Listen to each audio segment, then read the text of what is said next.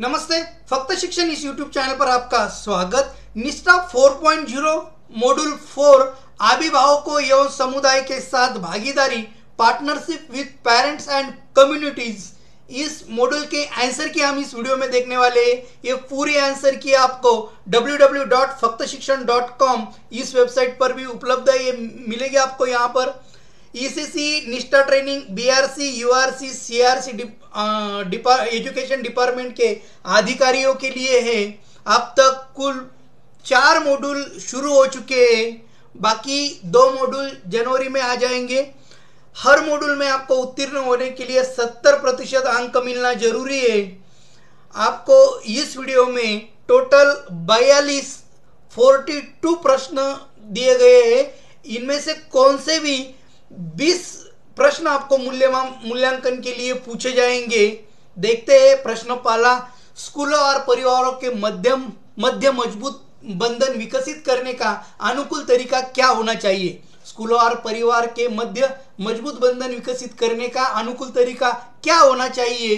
तो मित्रों, हम खाली आंसर देखेंगे, वीडियो ज़्यादा लंबा न हो इसलिए।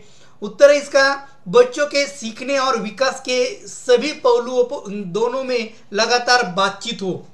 दूसरा प्रश्न है, आंगनवाड़ी स्कूलों और परिवारों के बीच सहयोग की आवश्यकता का प्राथमिक कारण क्या है। तो प्राथमिक कारण है स्कूल और घर में बच्चे के सीखने को सुगम बनाना। तीसरा प्रश्न है, आंगनवाड़ी में अभिभावकों एवं समुदाय की कम प्रतिक्रिया का निम्नलिखित में से कौन सा कारण है। और इसका सही कारण है दोनों ओर से संप्रेषण कौशल्य और तरीकों की कमी। संप्रेषण कम, ये बाकी जो कारण दिए, स्कूल में असेंबली हॉल की कमी, ये कारण भी सही नहीं है। उपयुक्त खिलौना और सामग्री की कमी, ये भी सही नहीं है। और फंड्स की कमी, ये भी सही नहीं है। तो ये पहला वाला सही है। अभिभावक व्यक्तिगत या समूह के रूप में किस संदर्भ में उपयुक्त गतिविधियां बना सकते हैं। तो इसका सही आंसर है बच्चे का परिवेश और अनुभव।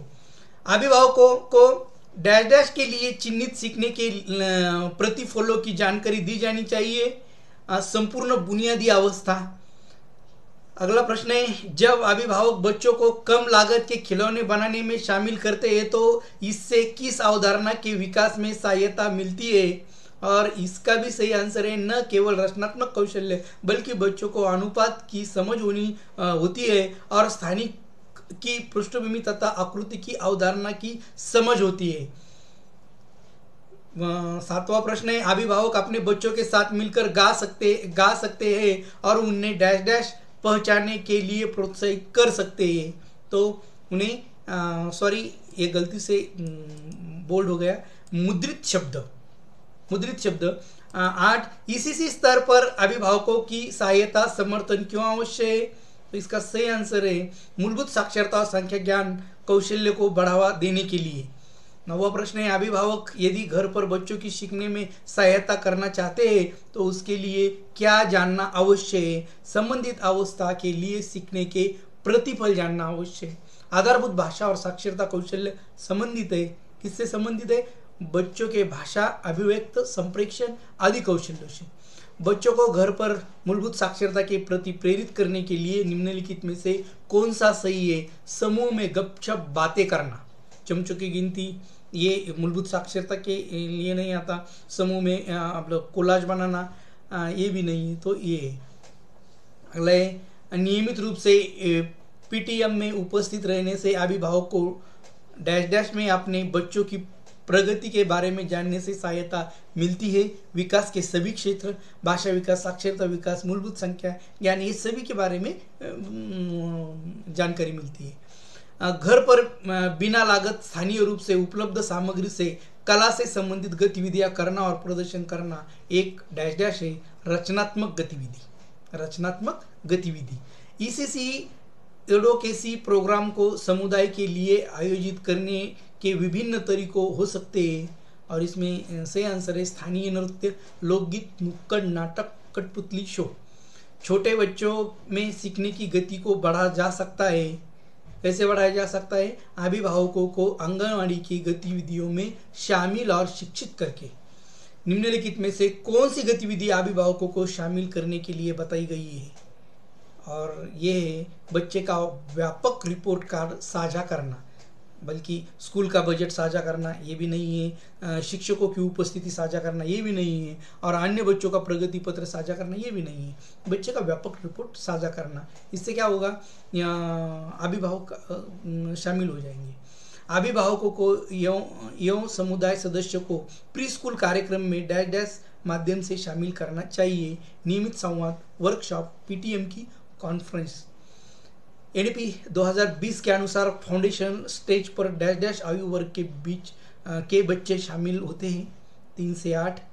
अभिभावक घर के विभिन्न हिस्सों को लेबल करके एक मुद्रण समृद्ध परिवेश का सृजन कर सकते हैं, जैसे खेल क्षेत्र, रसोईघर, बेडरूम, शौचालय, स्टोर आदि।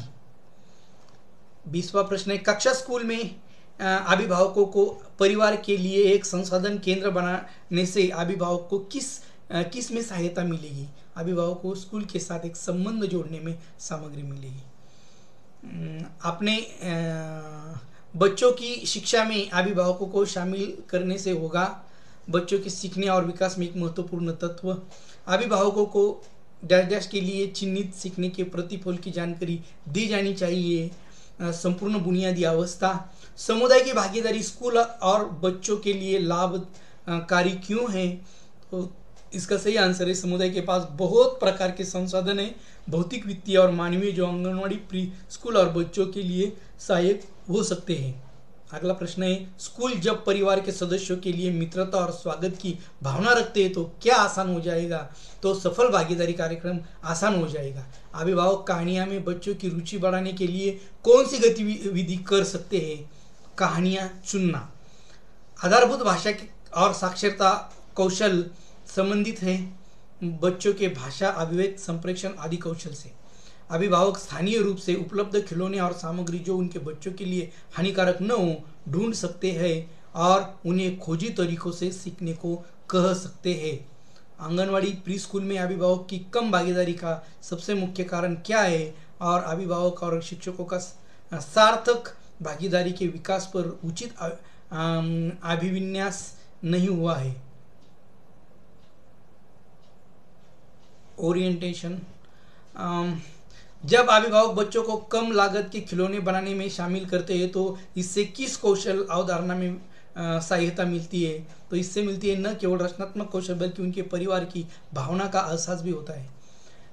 निम्नलिखित में से कौन सी गतिविधि बच्चों के प्रारंभिक संख्या ज्ञान को बढ़ावा देने वाली है? नहीं है। निम्नलिखित में से कौन सी गतिविधि बच्चों में प्रारंभिक संख्या ज्ञान को बढ़ावा देने वाली नहीं है? अक्षर को ट्रेस करना, बाकी ये सब है। स्टेंसिल की सहायता से अंक लिखना, ये प्रारंभिक संख्या ज्ञान को बढ़ावा देने वाला है। चम्मच और कटोरियाँ गिनना, ये भी है। समाचार पत्र में अंकों का अवलोकन करना, ये भी है। अक्षर को स्ट्रेस करना, ये बच्चों के प्रारंभिक संख्या ज्ञान को बढ़ावा देने वाला नहीं है। घर को मुद्रण समुद्र बनाना बच्चों की डैश डैश मजबूत बनाने में अभिभावकों और परिवारों की सहायता करता है। प्रारंभिक उद्गामी साक्षरता कौशल्य को। निम्नलिखित में से कौन सी संस्था प्री स्कूल का प्रतिनिधित्व नहीं करती? प्री स्कूल का कौन सी संस्था नहीं करती? बालवाड़ी करती, नर्सरी करती है, आंगनवाड़ी करती है, उच्च माध्यमिक विद्यालय नहीं करता। अभिभावकों के साथ नियमित अनवरत संप्रेषण और उन्हें प्रेरित करने के लिए महत्वपूर्ण है। क्या है महत्वपूर्ण? अभिभावक और परिवारों को एसएमसी के लिए शामिल करना, इनको एसएमसी में बुलाना। छोटी उम्र में बच्चों को विकासात्मक उपयुक्त खिलौने, खेल प्रदान करना, उन्हें कौशल में अभ्यास करने के अवसर प्रदान करना, ये गणित, गति, सृजनात्मक चिंतन और संप्रेषण के लिए सही है। आंगनवाड़ी कार्यकर्ती शिक्षकों द्वारा नियमित जानकारी अभिभावकों को कैसे दी जाती है? तो डायरी में नोट लिखकर, ना कि बच्चे के बस्ते में खुले सर्कुलर रखने के माध्यम से नहीं, बच्चों द्वारा मौखिक रूप से नहीं, बच्चे के कपड़ों की जेब में नोट रखकर भी नहीं। तो सही आंसर है डायरी में नोट लिखकर। स्कूलों अभिभावक और स्कूल दोनों ओर से संप्रेषण कौशल्य और तरीकों का अभाव किसके मुख्य कारणों में से एक है? यहाँ अभिभावक शब्द रह चुका है। अभिभावक और स्कूल दोनों ओर से संप्रेषण कौशल और तरीकों का अभाव किसके मुख्य कारण से है? अभिभावक एवं समुदाय की कम प्रतिभागी। स्कूल और परिवार के मध्य मजबूत बंधन विकसित करने का अनुकूल तरीका, बच्चों के सीखने और विकास के सभी पहलुओं पर दोनों में लगातार बातचीत हो। घर पर बिना लागत स्थानीय रूप से सामग्री, कला से संबंधित गतिविधियां करना। एक डैश डैश है, रचनात्मक गतिविधि है। घर पर अपने बच्चों को सहायता प्रदान करने में अभिभावक की सहायता कैसी की जा सकती है? उन्हें कक्षा में बुलाकर और प्रदर्शन द्वारा, ना कि ट्यूशन के ट्यूटर बताकर। अभिभावकों को थोड़े ट्यूशन के ट्यूटर बताएंगे। बच्चों को बलपूर्वक बिठाकर एक निश्चित अवधि के लिए पढ़ने को कहकर भी नहीं। और अभिभावक अपने आप में योग्यता है, अतः सहायता की आवश्यकता नहीं है, ये भी गलत है।